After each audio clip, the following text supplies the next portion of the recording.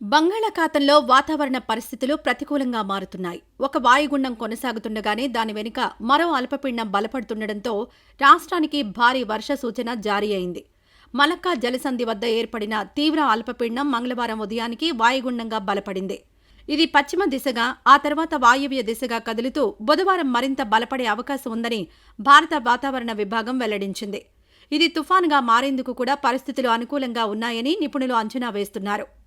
ప్రస్తుత అంచనాల ప్రకారం ఈ వాయుగుండం శనివారం లేదా ఆదివారం నాటికి తమిళనాడు, ఆంధ్రప్రదేశ్ తీరాల వైపు రావచ్చని కొన్ని వాతావరణ నమూనాలు సూచిస్తుండగా మరికొన్ని సముద్రంలోనే బలహీనపడొచ్చని అంచనా వేస్తున్నాయి.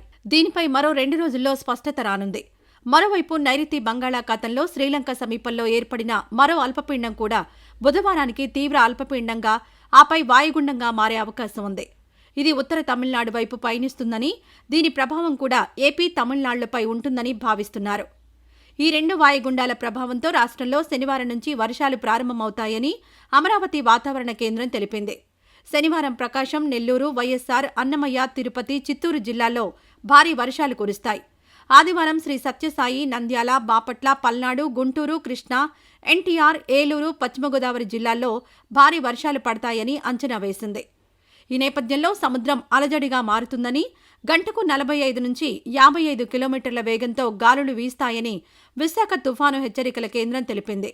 గురువారం నుంచి మత్స్యకారులు వేటకు వెళ్లరాదని అధికారులు హెచ్చరికలు జారీ చేశారు.